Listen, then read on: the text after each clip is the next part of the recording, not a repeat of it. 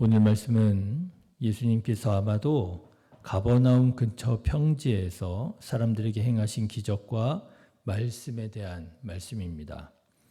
예수님께서 산에서 밤새 기도하시고 제자들을 세우고 평지로 내려오시자 많은 사람들이 예수님께 몰려왔지요.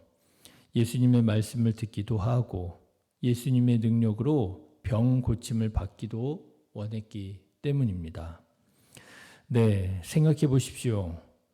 사랑으로 충만하시고 인자하신 예수님의 입에서 은혜로운 말씀이 흘러나왔을 테니 뿐만 아니라 예수님을 만나면 병도 고침을 받을 수 있었을 테니 얼마나 놀랍고 또 얼마나 기뻤겠습니까? 사람들은 예수님께 몰려들 수밖에 없지요. 그것이 상식적인 반응이겠지요. 저는 우리 성도님들도 이렇게 예수님의 말씀도 듣고 또 병도 고침을 받게 되시기를 주님의 이름으로 축원합니다.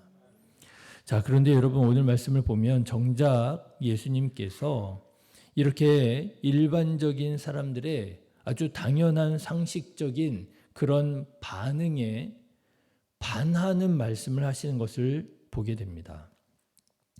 20절 말씀을 보시면 너희 가난한 자가 복이 있다 말씀하십니다. 가난한 자가 어떻게 복이 있습니까? 21절 말씀 보시면 줄인 자가 복이 있다 말씀하십니다. 어떻게 줄인 자가 복이 있습니까? 22절 말씀 보시면 인자로 말미암아 사람들이 너희를 미워하고 멀리하고 욕하고 너희 이름이 악하다 하여 버릴 때에 너희에게 복이 있다 말씀하십니다. 여러분, 이 예수님의 말씀이 납득이 되십니까? 사람들은 예수님의 입에서 흘러나오는 은혜로운 말씀 듣기 위하여 병 고침 받기 위하여 그게 사람의 당연한 반응이잖아요. 그래서 예수님께 나왔는데 예수님께서는 정작 이렇게 우리들의 상식에 우리들의 본성에 반하는 말씀을 하시더라고 하는 것입니다.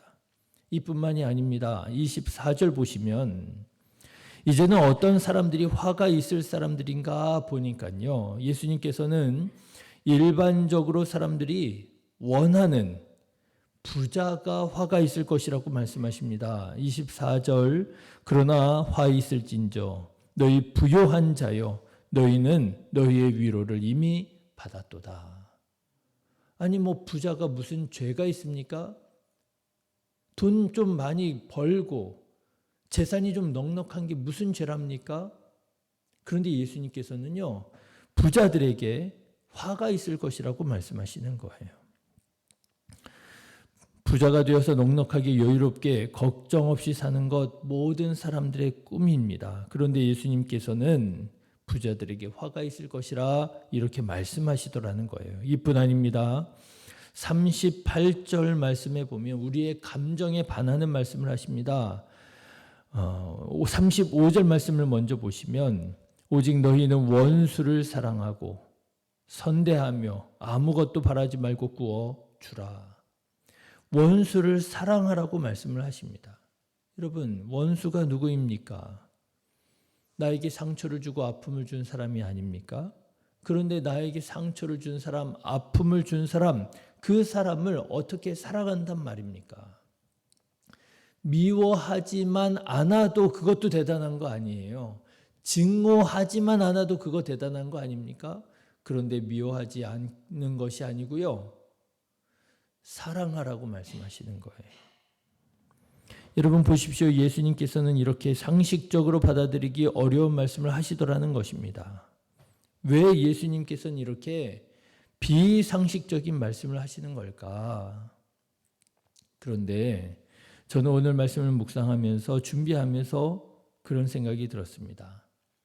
예수님께서 지금 우리에게 비상식적인 삶을 원하시는 것이 아니라 본성에 반하는 삶을 원하시는구나. 그렇게 깨달아졌습니다.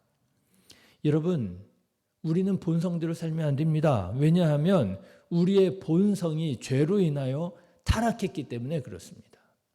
그런데 본성대로 살지 말라고 하시는 이 예수님의 말씀을 사람들 가운데, 믿는 사람들 가운데 비상식적으로 살라고 이해하던 분들이 있더라는 거예요. 아닙니다. 예수님께서는 비상식적으로 살라는 말씀이 아니라 본성대로 살지 말라고 말씀하십니다. 본성대로 살면 하나님의 뜻을 이룰 수 없다는 것입니다. 본성대로 살면 행복하게 살 수 있을 것만 같지만 사실은 행복하게 살 수 없다는 말씀입니다. 본성대로 살아도 잘 살 것 같지요? 그래서 사람들 중에서는요, 본성대로도 살고 예수님 말씀대로도 내가 살 수 있다 이렇게 생각하고 이렇게 주장하는 사람들이 있지요. 그런데 정말 그렇겠습니까? 본성대로 살아도 얼마든지 잘 살 것 같습니다. 얘기하시는 분들 가운데 이렇게 여쭤보고 싶어요.